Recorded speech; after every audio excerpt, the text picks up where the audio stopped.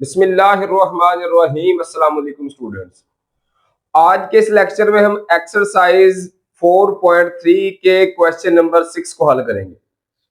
Question number 6 बिल्कुल हमारे पास question number 5 की तरह है, जिसमें हमने एचिलन फॉर्म और रिड्यूस्ड एचिलन फॉर्म में लेके जाना था। लेकिन क्वेश्चन नंबर 6 की बात करें तो हमें सिर्फ और सिर्फ एचिलन फॉर्म ही बनानी है। अब एचिलन फॉर्म क्या है कि ये जो इस तरह आते हैं डायगोनल्स, वतरी अरकान, ये 1 1 हो और वतरी अरकान के नीचे 0 हो। ऊपर की कोई कंडीशन नहीं है, ऊपर 0 ना भी हो तो कोई फर्क नहीं पड़ता। इसको कहते हैं एचिलन फॉर्म। हमने सबसे पहले, ये उससे आसान है जो क्वेश्चन नंबर 5 में हमने हल किए थे। तो देखिए, सबसे पहले करेंगे क्या, इनको लिख लेंगे। ये x के साथ 1 था, x के साथ 2 और इधर x के साथ 5।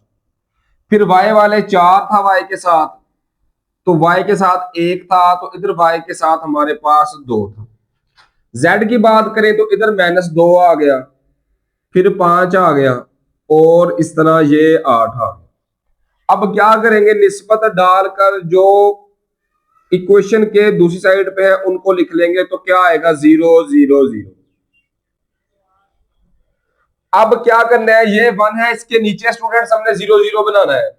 तो 2 की जगह पे 0 कैसे आएगा, अगर इसको 2 से मल्टीपल करें, 2 एकम 2 और इससे फिर माइनस कर दें, तो मैं लिखूंगा, ये मैं R2 -2 R1। फर्स्ट रो को हमने 2 से जरब करनी है, फिर R2 से माइनस करना है। R1 उसी तरीके से आ जाएगी, 1 4 -2 और 0, ये ऐसे ही आ गई। अब इसको 2 से मल्टीपल करके इससे माइनस करते जाएंगे, 2 एकम 2, 2 -2 किया तो ये आ गया 0, 2 4 8, 1 -8 किया तो ये आ गया -7। इसको 2 से मल्टीपल किया, 2 2 4, 5 -4 लिखा तो ये +4 हो गया, माइनस माइनस मिलके 5 +4 किया तो ये आ गया 9 निस्बत। इसको 2 से मल्टीपल किया, 2 0 0, 0 -0 किया तो ये 0 आएगा। अब ये 5 है, इसकी जगह पे भी 0 बनाना है, तो यहां पे 0 कैसे आएगा, अगर 5 -5 हो, मतलब R1 को 5 से मल्टीपल करके फिर इससे माइनस करेंगे, तो लिखेंगे R3 -5 R1। R1 को 5 से मल्टीपल करेंगे, फिर इससे माइनस कर देंगे, तो 5 एकम 5, 5 -5 किया, ये 0 आ गया। 5 4 20, 2 -20 किया तो ये -18 आ गया। तो 5 2 10, -10 आ गया। 8 -10 किया तो माइनस माइनस +10, 8 +10 हो गया, ये स्टूडेंट हो गया 18 निस्बत। 5 को इससे मल्टीपल करेंगे, 5 0 0, 0 -0 किया तो ये 0 आएगा। यहां तक तो हल हो गया, एक के नीचे नीचे 0 बना लिया। अब ये -7 है, इस यहां पे भी क्या आना चाहिए, 1, क्योंकि सबसे पहले इनको एक एक करना है। तो -7 की जगह पर 1 कैसे आएगा, अगर -7 के साथ पूरी दूसरी रो को डिवाइड कर देंगे, तो ये मैं लिखूंगा -1/7 R2। R1 और R3 ऐसे ही आ जाएगी, सिर्फ R2 पे एक्शन करेंगे। तो R1 1 4 -2 इंटू 0 आ गया, और आखिरी 0 -18 +18 और 0 आ गया, ये ऐसे ही आ गया। अब -7 से डिवाइड करना है, 0 को जब डिवाइड करेंगे तो 0 आना है। -7 को जब -7 से डिवाइड करवाएंगे तो ये 1 आएगा। जब 9 को -7 से डिवाइड करवाएंगे तो ये -9/7 आ गया। लास्ट पे था 0, तो 0 को जब डिवाइड करवाएंगे तो आंसर 0 आएगा। अब ये 1 आ गया है, इसके नीचे 0 बना देंगे। तो नीचे 0 कैसे बनेगा, अगर इसको 18 से जरब करेंगे और फिर इसमें जमा कर देंगे, तो लिखूंगा R3 जमा 18 R2। R2 को 18 से जरब करना है, फिर हमने R3 में जमा कर देना है। तो पहली और दूसरी रो ऐसी आ जाएगी, 1 4 -2 और 0 आ गई, 0 1 -9/7 और 0, ये ऐसे ही आ गया। अब क्या करेंगे, इसको हमने 18 से मल्टीपल करवा के इसमें जमा, तो 18 0 0, 0 जमा 0 किया तो 0 आ गया, 18 एकम 18 -18 जमा 18 किया तो 0 आ गया। 18 को जब इससे मल्टीपल करवाएंगे ना -9/7 से, -9/7 ज़रब 18, तो स्टूडेंट ये आएगा 162 आ गया ओवर 7। 9 को जब 18 से मल्टीपल किया तो ये आ गया 162 ओवर 7, ऐसे ही आ गया। अब ये रकम को इसमें जमा करवाएंगे तो लिखेंगे 18 जमा, ये 18 को इससे मल्टीपल करवा के इसमें जमा, तो -162/7 आ गया। एलसीएम आ गया 7, 7 को जब इससे मल्टीपल करेंगे ना 18 से, तो 7 8 56, 6 लगा 5 हासिल, 7 एकम 7 और 5 12, 126 -162। तो जब इसको माइनस करवाएंगे स्टूडेंट तो ये आएगा 6 आ गया, 162 में से जब 126 को माइनस करवाएंगे तो ये -36 आ गया, तो यहाँ पे आएगा -36/7 आ गया, बराबर है। जब 0 को मल्टीपल करवाएंगे 18 से तो 0 ही आना है ना, इसमें जमा किया तो ये क्या आया, 0 ही आएगा। अब क्या ये भी 1 बन गया, ये भी 1, इसके नीचे भी 0 बन गया। अब यहाँ पे 1 होना चाहिए, यहाँ पे 1 कैसे आएगा स्टूडेंट्स, अगर हम क्या करेंगे, इस पूरी रकम को इसके उलट से मल्टीपल करवा दें, तो मैं लिखूंगा -36/7 से मल्टीपल करवाने से। तो हम यहाँ पे लिखेंगे, जो एक्शन लिखना है, -7/36 R3, इसको उलट करके जरब करवा देंगे, अलामत सेम, तो पहली और दूसरी रो ऐसे ही आ जाएगी, 0 1 -9/7 और 0। ये 0 को जब मल्टीपल करवाएंगे 0, फिर 0 को करवाया 0, इसको जब -7/36 से करवाएंगे, 7 से 7 कैंसिल, 36 से 36 कैंसिल, माइनस माइनस जमा 1 हो गया, लास्ट पे 0 था, इसको मल्टीपल करवाया तो 0 ही आएगा। अब हम इसको क्या करेंगे, इसकी जो मसावातें बन रही हैं उनकी सूरत लिखना शुरू कर देंगे। ये वेरिएबल है z, एक z बराबर आ गया 0 के, या z बराबर किसके आ गया, 0 के आ गया। अब इसको हम, दूसरी मसावात हमारे पास क्या बन रही है, y -9/7 z बराबर है 0।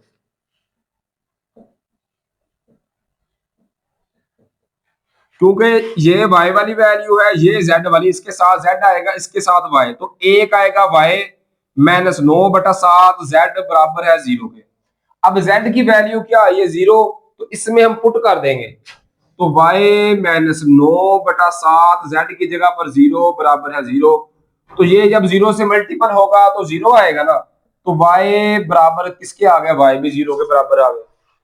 अब क्या करेंगे, y और z दोनों की वैल्यू को फर्स्ट में पुट करवा देंगे, तो फर्स्ट क्या आती, ये x वाला, ये y वाला, ये z वाला, तो x जमा 4y -2z बराबर है 0 के। तो यहां पे भी लिखेंगे पुट y को भी 0 के बराबर पुट करवाया, क्योंकि ये हमारे पास वैल्यू आई थी, और z को भी 0 के बराबर। तो यहां से देखें, x + 4 × 0 - 2 × 0 बराबर है 0, तो 4 0 0 - 2 0 0 0 मैंने 0 किया तो 0 ही आना है ना, तो ये x भी किसके बराबर आ गया, ये आ गया 0 के बराबर। इस तरह तीनों वैल्यूज हमारी 0 आ गई, तो हम इनको इस तरह लिख सकते हैं, 0 फिर 0 फिर 0 सॉल्यूशन सेट में। इस तरह ये हमारे पास आंसर आ गया क्वेश्चन नंबर 6 के फर्स्ट पार्ट का। इसी तरह सेकंड पार्ट है, इसमें भी सबसे पहले उसी तरतीब से निकलेंगे और 1 के नीचे 0 बनाना स्टार्ट करेंगे। अब क्या करेंगे, 2 की जगह पे 0, तो इसको 2 से मल्टीपल करके इससे माइनस करते जाएंगे, तो देखिए लिखेंगे R2 - 2R1, R1 को 2 से मल्टीपल करके इससे माइनस करते जाएंगे, दो एकम दो, दो माइनस दो किया जीरो आ गया, दो चार आठ, एक माइनस आठ किया तो माइनस सात, दो दो चार, माइनस तीन, माइनस चार किया तो ये भी माइनस सात आ गया। तो यहाँ पे तो स्टूडेंट आप लोग माइंड में बिठा लें कि यहाँ पर जीरो ही आएगा, कोई और वैल्यू आ ही नहीं सकती। तो इसलिए बेशक ये अमल ना भी किया करें तो कोई फर्क नहीं पड़ता, जीरो छोड़ दे। अब यहाँ पे भी जीरो आना चाहिए, तो इसको तीन से मल्टीपल करवा के फिर माइनस करवाएंगे तो लिखेंगे R3 माइनस 3R1। तीन कम तीन, तीन माइनस तीन किया जीरो, तीन चार 12, दो माइनस 12 किया तो ये आ गया माइनस 10। इसी तरीके से इसको जब तीन से मल्टीपल किया, तीन दो छह, माइनस 4 और माइनस 6, ये आ गया माइनस 10। अब फिर क्या करना है, वन है इसके नीचे तो जीरो बन गया, अब माइनस 7 की जगह पर भी जीरो आना चाहिए, तो पूरी रकम को माइनस 7 से डिवाइड करवा देंगे तो 8 माइनस 1/7 R2। तो R1 और R3 ऐसे ही आ जाएगी, सिर्फ R2 को डिवाइड करवाया, माइनस 7 को डिवाइड कराया इसकी जगह पर भी एक, माइनस 7 को डिवाइड करवाया इसकी जगह पर भी एक आ गया। जीरो को डिवाइड करवाएंगे तो उसकी जगह पर तो हमेशा जीरो ही आना है। अब क्या करेंगे, वन आ गया इसके नीचे जीरो बनाएंगे, तो इसको अगर 10 से जरब करके इसमें जमा कर दें तो 10 एकम 10 माइनस 10 जमा 10, ये जीरो नहीं हो जाएगा, तो लिखेंगे R3 जमा 10 R2, ये लिख दिया।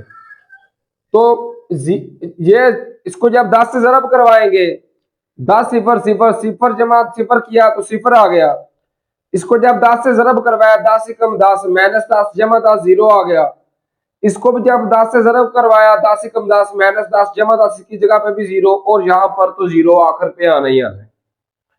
अब क्या करेंगे, ये देखिए आखिरी हमारे पास क्या बन गई, ये जीरो जीरो, पूरी लाइन जीरो बन गई। इसको नहीं लिखेंगे, जो बाकी क्वेश्चन आ रही है उनको लिख लेंगे। तो ये एक्स पहले चेक करेंगे वेरिएबल कौन से आ रहे हैं, x1 x2 और x3 है, तो 1x1 आ गया जमा 4x2 जमा 2x3 बराबर आ गया जीरो के, और ये बनेगी x2 जमा x3 बराबर है जीरो।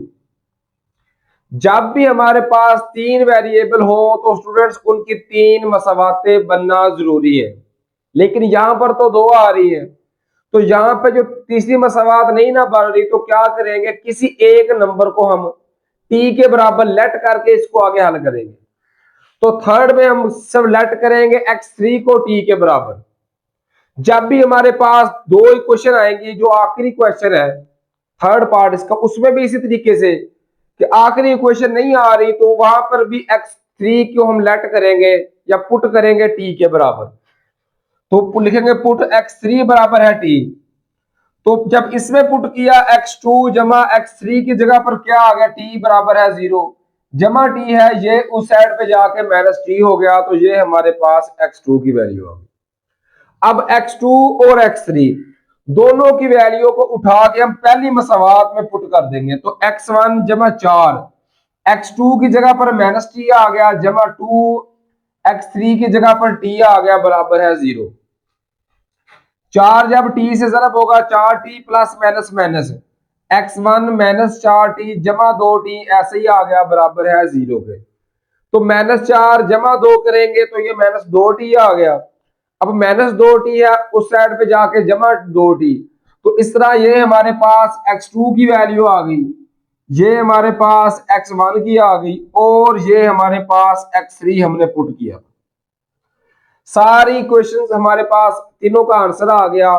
इनको हम इस फॉर्म में भी लिख सकते हैं कि पहले x1 का वेरिएबल 2t, x2 का माइनस t और x3 का t। इस तरह ये हमारे पास सेकंड पार्ट हल हो गया। अब हल करने को चलते हैं लास्ट यानी थर्ड पार्ट को। इसी तरह थर्ड पार्ट है, सबसे पहले इनको लिख लिया 1 1 2 2 माइनस 1 1 माइनस 1 5 4 और लास्ट पे 0 0 लिख लिया। अब 1 है, यहाँ पे 0 आना चाहिए, तो सिंपली 1 माइनस 1 करवाए तो 0, तो लिखेंगे R2 माइनस R1, ये लिख दिए। 1 माइनस 1 करवाया 0, माइनस 2 करवाया -3, 5 दरमियान में आएगा माइनस, फिर ये -1, तो माइनस माइनस जमा 1 नहीं हो गया, 5 जमा 1 तो ये आ गया 6 आ गया, इस तरह ये 6 बन गया। अब आखिरी देखें तो 2 है, यहाँ पे 1 है, इसको 2 से मल्टीपल करवा के फिर माइनस करवा देंगे तो लिखेंगे R3 माइनस 2R1। 2 एकम 2, 2 माइनस 2 किया 0, 2 2 4, 1 माइनस 4 किया माइनस 3, 2 1 2, 4 माइनस माइनस 1 लिखा तो माइनस माइनस जमा 1 हो गया, 4 जमा 1 जब 2 से मल्टीपल करवाया 2 एकम 2, 4 माइनस माइनस 2 जमा 2 हो गया, 4 जमा 2 6 आ गया, बाकी 0 0 आपको पहले ही बताया है, इनको कोई फर्क नहीं पड़ने वाला, तो ये ऐसे लिख दिया। अब ये 1 के नीचे 0 आ गया, अब यहां पे हमें 1 चाहिए, तो पूरी रकम को -3 से डिवाइड करवा देंगे, तो -1/3 R2, तो बाकी R1 और R3 ऐसे लिख ली, सिर्फ R2 को -3 से डिवाइड करवा दिया। जब -3 को -3 से डिवाइड करवाया तो 1 आ गया, 6 को जब -3 से डिवाइड करवाया तो माइनस आ गया, 3 एकम 3, 3 2 6, तो ये -2 आ गया। बाकी 0 को कोई फर्क नहीं पड़ता। अब 1 है, इसके नीचे 0 बनाना है, तो -3 जमा 3 करेंगे तो फिर 0 बनेगा, तो इसको 3 से जरब करके इसमें जमा कर देंगे, तो लिखेंगे R3 जमा 3R2। तो देखें 3 से मल्टीपल किया, 3 एकम 3, -3 जमा 3 0 नहीं आ गया, इसको जब 3 से मल्टीपल किया 3 2 6, 6 माइनस 6 किया 0 आ गया, बाकी तो ऐसे ही आएंगे। अब फिर सेकंड पार्ट की तरह, अगर लास्ट पे 0 0 आए तो वो इक्वेशन हमने नहीं लिखनी, ये लिख लेंगे x1, क्योंकि वेरिएबल लिखेंगे, वेरिएबल x1 x2 और x3 इस्तेमाल हो रहे हैं, तो x1 जमा 2x2 माइनस x3 बराबर है 0, ये पहली इक्वेशन बन गई। दूसरी x2 माइनस 2x3 बराबर है 0 बन गया। अब उसी तरीके से जिस तरह सेकंड पार्ट में किया था कि x3 को t के बराबर दर्ज करेंगे, तो लिखेंगे पुट x3 बराबर है t इन सेकंड, पहले सेकंड में दूसरे इक्वेशन में दर्ज करेंगे, ताकि हमारे पास x2 की वैल्यू भी आ जाए। तो x2 माइनस 2, x3 की जगह पे आ गया t, तो x2 माइनस 2t बराबर है 0, -2t है, उस साइड पे जाके जमा 2t हो गया, ये हमारे पास x2 की वैल्यू आ गई। अब x2 और x1 दोनों की वैल्यू उठा के हम इक्वेशन नंबर 1 में पुट कर देंगे, तो x1 ऐसे ही आ गया जमा 2, x2 की जगह पर 2t आ गया, माइनस x3 की जगह पर t आ गया बराबर है 0, तो 2 2 हो गया 4t माइनस t बराबर है 0, 4t में से 1t माइनस कर दे तो 3t बचता है बराबर है 0 के। अब जमा है ये उस साइड पे जाके हो जाएगा -3t। इस तरह ये हमारे पास x1 का आंसर आ गया, ये x2 का आ गया, और ये हमारे पास x3 जो हमने पुट किया ये आ गया। इस तरह इनको हमने फिर लास्ट पे इसकी सूरत में लिख दिया हर सेट की शक्ल में, ये हमारे पास इनके आंसर आ गए। उम्मीद है कि ये आपको अच्छे तरीके से समझ आ गए होंगे, सिर्फ प्रैक्टिस की जरूरत है। अगर आप अच्छे तरीके से प्रैक्टिस कर लेंगे तो ये एक क्वेश्चन और इस टाइप के जितने भी क्वेश्चन है वो हल करना आप लोगों के लिए बहुत आसान हो जाएगा। दुआओं में याद रखिए और अपना बहुत सारा ख्याल रखिए। फी अमानिल्लाह, अल्लाह हाफिज।